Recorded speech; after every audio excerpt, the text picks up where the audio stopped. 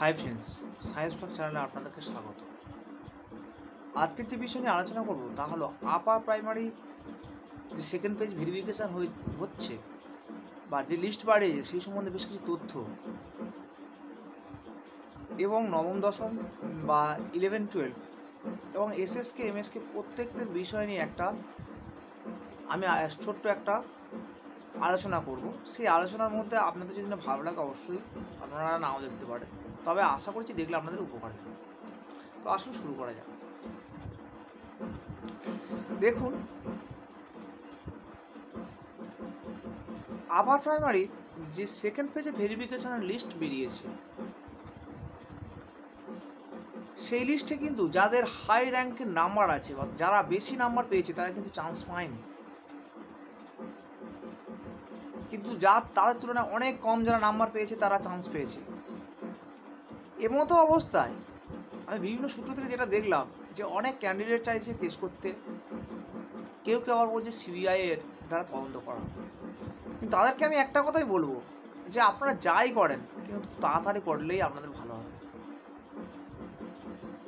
কারণ যদি নিয়োগ কিন্তু একবার শুরু হয়ে যায় কিন্তু সেটা তাহলে আপনাদের কিন্তু খুব বিপদের মধ্যে ফেলতে পারে। এবার আসি আপনারা কোন কোন যদি কেস করেন তাহলে আপনারা কী কী বলতে পারেন। দেখুন, আপ টু ডেট ভ্যাকান্সি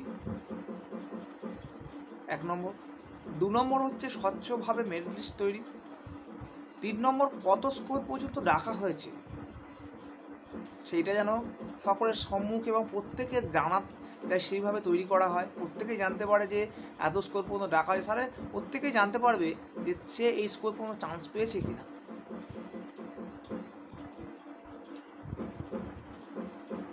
এই আমার যদি আইনি কেউ পদক্ষেপ না সেক্ষেত্রে আমার এই পরামর্শ। এবং যদি কেউ আন্দোলন করতে যায় তাদেরকেও বলবো যে তারা খুব তাড়াতাড়ি যেন আন্দোলন করে, তবে ছোটোখাটো আন্দোলন না, বৃহত্তর আন্দোলন।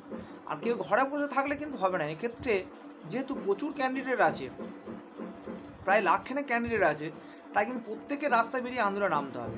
কতিপয় ছেলে মেয়ে গেলে হবে না, কিন্তু প্রত্যেকে গিয়ে আন্দোলন। কারণ এক্ষেত্রে প্রত্যেকেরই খিদে বা প্রত্যেকে এখানে বেকার।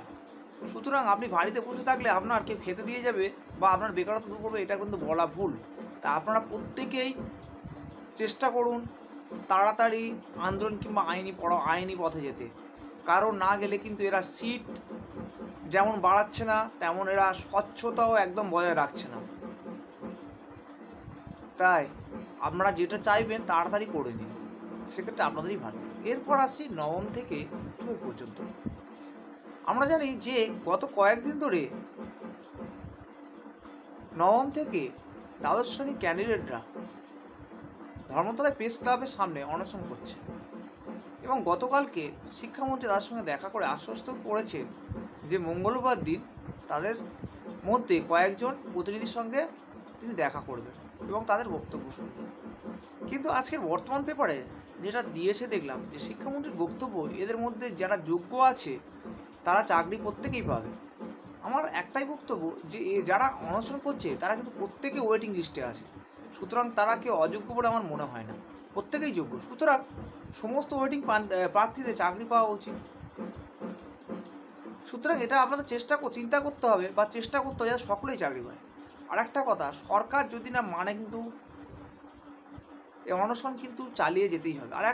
আর কিছু কথা বলবো যে যারা অনশন করছে তারা কেবলমাত্র অনশন করেছে ঠিকই, কিন্তু তার সঙ্গে যারা অনশন করেনি বা বাড়িতে যারা বসে আছে তারা বাড়িতে না বসে থেকে যারা অনশন করছে তাদের সঙ্গে গিয়ে যোগ দিন, কারণ তাদেরও মনোবলটা অনেকটাই বাড়বে।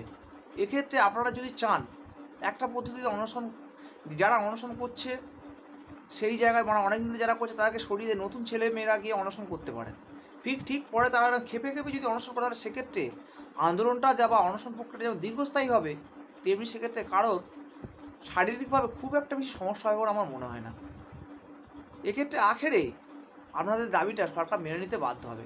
আর এটা ভোটের মুখ, ভোটের সময় কিন্তু সরকারি দাবিগুলো মানতে বাধ্যই হবে, কারণ আপনাদের যে দাবি সেটা অন্যায্য নয়, আপনারা ন্যায্য দাবি জন্য অনশন করছেন।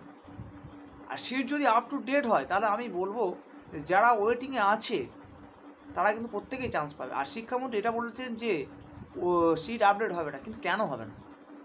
গেজেটের যে নিয়ম অনুযায়ী সেটা তো সিট আপডেট হওয়া উচিত, তাহলে সেটাও হওয়া উচিত। আর যদি না হয় অন্তত ওয়েটিংয়ে যারা যারা প্রত্যেকেই পাওয়া উচিত, সেটাই যাতে হয় সেটাই ব্যবস্থা করুন আপনারা। আর এসএসকে এমএসকে তো সম্বন্ধে বলবো, আপনারা যে আপনাদের বিভিন্ন দাবি দেওয়া মানে আন্দোলন করছে, সেইগুলো যতক্ষণ না পূরণ হবে ততক্ষণ পর্যন্ত আপনারা চালিয়ে যান আপনাদের আন্দোলন। বারবার বলবো যে আন্দোলনের কোনো বিকল্প নয়, বিকল্প কিছু নেই। আইনি পথ অবশ্যই আছে, কিন্তু আইনি পথটা গেলে কিন্তু সেটা দীর্ঘস্থায়ী হয়। তো ফ্রেন্ডস, আজ ছিল এই পর্যন্ত। আপনারা যদি আমার ভিডিওটিকে পছন্দ করেন তাহলে অবশ্যই করে চ্যানেলটিকে সাবস্ক্রাইব করবেন, বন্ধুদের মধ্যে শেয়ার করবেন এবং লাইক দিতে ভুলবেন না। Thank you.